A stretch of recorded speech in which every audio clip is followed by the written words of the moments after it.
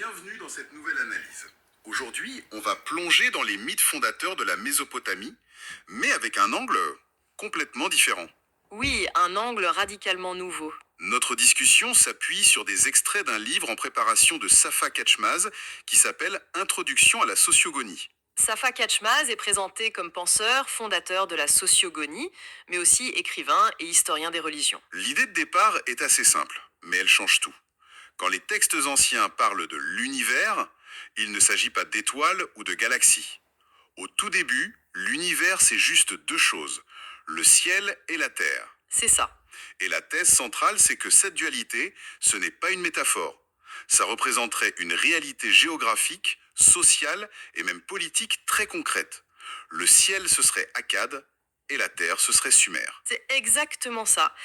Et l'objectif, c'est de montrer comment ce schéma, ce plan de base qui est né en Mésopotamie, ne fait pas que structurer les mythes de la région. Mhm. On le retrouve de façon quasi intacte dans une multitude de textes sacrés qui ont forgé des civilisations entières. Comme quoi, par exemple? De l'Iliade d'Homère jusqu'au Coran. Et le point important, ce n'est pas de dire que c'est du copier-coller, c'est de comprendre qu'on a affaire à la transmission d'une structure qui organise la société, un vrai mode d'emploi. D'accord. Alors posons les bases de cette grille de lecture. Comment ça fonctionne concrètement? On a d'un côté le ciel, de l'autre la terre. Qu'est-ce que ça représente? Alors Safa Katchmaz propose une grille d'opposition très systématique. D'un côté, il y a la Terre, qu'il nomme Yer. Hier, Ça correspond à Sumer. Géographiquement, c'est le sud de l'Euphrate, la partie basse, les plaines fertiles. Socialement, c'est le monde de l'agriculture, de la sédentarité. les gens qui travaillent la terre. Exactement. Et symboliquement, on va lui associer la droite, la nuit, la lune, le métal argent et la couleur noire. Et au face, j'imagine, on a l'exact opposé. L'exact opposé. En face, on a le ciel, Gok. Il correspond à Akkad, au nord de l'Euphrate, la partie haute. Et là, ce n'est plus le monde des agriculteurs. Non. C'est celui des chasseurs-pasteurs, des nomades, une société en mouvement. Et les symboles sont donc l'inverse, point par point. La gauche, le jour, le soleil, le métal or et la couleur blanche. D'accord. La grille est claire, mais ça semble presque trop parfait, trop binaire. Comment être certain que cette opposition blond-noir, j'ennuie, c'est pas juste une symbolique universelle qu'on trouve un peu partout, plutôt qu'une référence spécifique à Akkad et Sumer? C'est une excellente question et c'est là que les textes deviennent la preuve. La thèse n'est pas juste que cette dualité existe, mais qu'elle est fondatrice de l'ordre du monde. Prenez le texte akkadien le plus connu, le Numa Elish.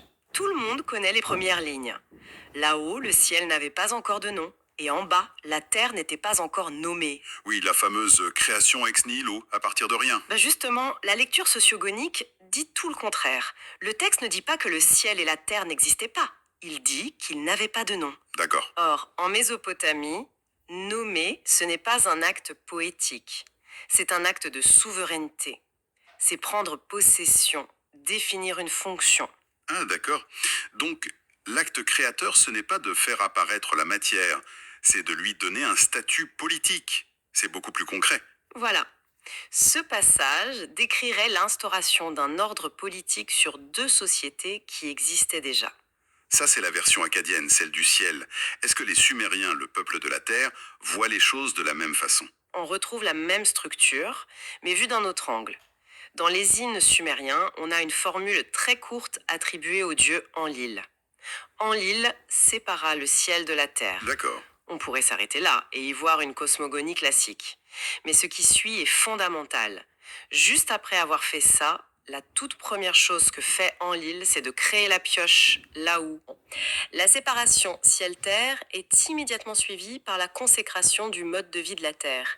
La pioche, c'est le symbole de l'agriculture, de la sédentarisation, de la division du sol, et donc de la propriété. La séparation est un acte politique et économique en fait. C'est ça. Elle organise la société en deux sphères, l'une nomade, du ciel, et l'autre sédentaire, de la terre.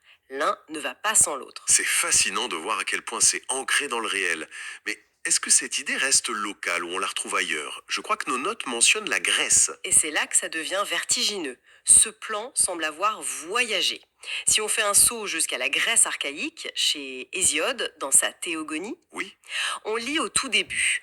Au commencement était chaos, puis vint Gaïa, la terre à la large poitrine, assise sûre de toute chose à jamais. on retrouve cette idée de la Terre comme fondement stable. La base solide sur laquelle tout le reste va pouvoir s'organiser. Et chez Homère? Chez Homère, c'est encore plus juridique, plus politique. Saphakatmas pointe deux détails incroyables dans l'Iliade. Le premier, c'est le serment inviolable. Quand on scelle un pacte, on ne jure pas seulement par Zeus. Non. Le serment ultime, c'est Gaïa, la terre, et Ouranos, le ciel, soit témoin. Le ciel et la terre sont les garants de l'ordre légal. Ils sont le cadre même de la loi. Et le deuxième détail, C'est un rituel de sacrifice. Pour honorer les dieux, on sacrifie un mouton blanc aux divinités du ciel et un mouton noir aux divinités de la terre. ah là, la première chose qui vient à l'esprit, c'est l'opposition bien mal. Le blanc pour la pureté, le noir pour les ténèbres, bien sûr. Mais l'analyse sociogonique suggère que ça n'a rien à voir avec la morale. C'est une distinction sociale qui fait écho à la grille mésopotamienne. Ah oui. Le blanc est la couleur d'Akkad, le ciel, le jour. Le noir, celle de Sumer, la terre, la nuit. Ce rituel ne parle pas de morale, il rejoue la carte politique et géographique du monde. C'est fou, parce que ça veut dire qu'on a projeté nos propres catégories de bien et de mal sur des rituels qui parlaient peut-être d'autre chose. C'est tout à fait possible. Et j'imagine que si cette structure a survécu jusqu'en Grèce, elle ne s'est pas arrêtée là. On la retrouve dans les monothéismes. En plein cœur. C'est souvent la phrase d'ouverture. Dans la Torah, Genèse 1.1, la toute première phrase, au commencement, Dieu créa les cieux et la terre. Mhm. Dans l'évangile de Matthieu, la prière demande que ta volonté soit faite sur la terre comme au ciel. D'accord. Et dans le Coran, Surat al-Baqarah, c'est lui qui a créé pour vous tout ce qui est sur la terre, puis il s'est tourné vers le ciel. La formule ciel et terre, ce n'est jamais anodin. C'est la définition de l'univers organisé. D'accord. Le couple ciel-terre est solidement établi. Mais dans toutes ces mythologies, il y a presque toujours un troisième lieu qui obsède l'imaginaire.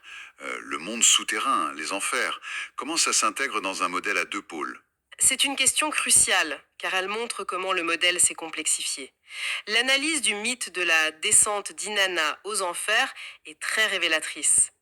D'abord, ce monde souterrain, le Kur, est défini comme un troisième espace, distinct du ciel et de la terre. Ok. Mais le détail le plus dingue, c'est son trajet. On imagine une chute verticale, sous terre. Oui, c'est l'image qu'on a tous en tête. Or, le texte précise explicitement que son parcours est horizontal. Il est dit qu'elle passe par les villes de Sumer et d'Akkad pour atteindre les portes du cours. Ah, c'est pas du tout une descente verticale en fait. Pas du tout.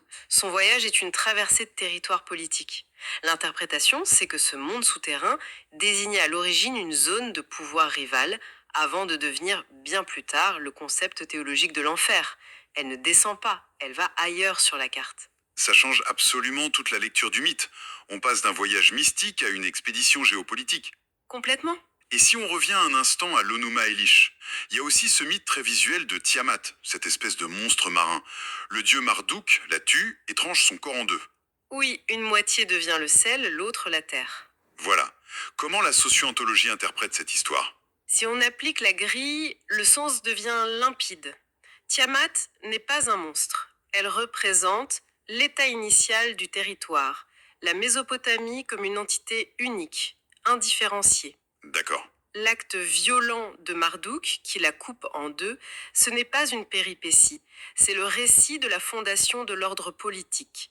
C'est l'acte par lequel un territoire unique est organisé de force en deux sphères de pouvoir, le ciel et la terre, Akkad et Sumer.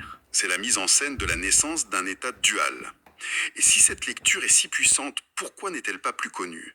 Pourquoi les grands fondateurs de la sociologie, qui ont étudié ces mythes, sont-ils passés à côté? Saphakatmas avance une explication assez directe. Les pères de la sociologie, comme Durkheim ou Weber, avaient accès à ces textes, surtout grecs et bibliques, mais leur grille d'analyse était focalisée sur ce qu'ils appelaient la conscience collective, les croyances. Les représentations mentales. C'est ça. Ils cherchaient à comprendre comment les gens croyaient que le monde fonctionnait. Ils n'ont pas vu que ces textes ne décrivaient pas seulement des croyances, mais aussi un ordre social inscrit dans la géographie. Ils lisaient un traité de théologie là où il y avait peut-être une constitution ou une carte d'état-major. C'est une bonne image. Par exemple, quand Hésiode, dans la Théogonie, décrit une créature à 50 têtes et 100 bras, pour un sociologue du 19e siècle, c'est la preuve d'une imagination primitive, un monstre fantastique. D'accord. Mais en même temps, une créature à 50 têtes, ça ressemble quand même plus à un monstre qu'à un organigramme militaire, non? C'est là que la sociogonie propose une alternative. Et si ce n'était pas une métaphore, mais une description littérale? Comment ça? Monstre pourrait être la description d'une structure sociale, une unité militaire, un clan. C'est comme si dans 3000 ans, des archéologues lisaient Le Pentagone a décidé et qu'ils cherchaient un bâtiment à 5 côtés qui parle, au lieu de comprendre que c'est le commandement militaire. C'est un changement complet de perspective. Absolument, et ça s'applique partout. Ils n'ont pas compris pourquoi on sacrifiait un mouton blanc au ciel et un noir à la terre. Ils ont interprété l'opposition entre lumière et ténèbres dans la Genèse comme le début de la lutte entre le bien et le mal. Alors que ça pourrait être autre chose. La lecture sociogonique propose que toutes ces oppositions ne sont pas morales à l'origine. Elles sont le reflet concret de la dualité politique akkad-sumère. Le monde du jour, du blanc, de l'or, contre le monde de la nuit, du noir et de l'argent. Ils ont manqué la dimension politique qui sous-tendait tout le système. Si on résume les points clés de cette analyse, l'idée est donc que la notion d'univers dans ces textes fondateurs n'est pas une abstraction cosmique, c'est la cartographie de la structure sociale et politique de la Mésopotamie. Oui, fondée sur l'opposition fonctionnelle entre Sumer, la terre, l'agriculture, et Akkad, le ciel, le pouvoir nomade. La question ne serait donc pas à l'origine une affaire de foi ou de croyance, mais bien un schéma pour fonder la société. C'est ça une lecture sociogonique? Exactement. Et pour conclure, on pourrait peut-être laisser une question en suspens. Si la dualité la plus fondamentale de notre héritage culturel, le ciel et la terre, est en réalité le plan d'un ordre social et politique très spécifique, combien d'autres dualités que l'on considère comme naturelles ou philosophiques, la lumière et l'obscurité, l'ordre et le chaos, et peut-être même le bien et le mal, pourraient elles aussi avoir leurs racines non pas dans une pensée abstraite, mais dans les rapports de force très concrets des sociétés qui les ont inventés. Ça invite à se demander d'où viennent vraiment nos catégories de pensée les plus profondes.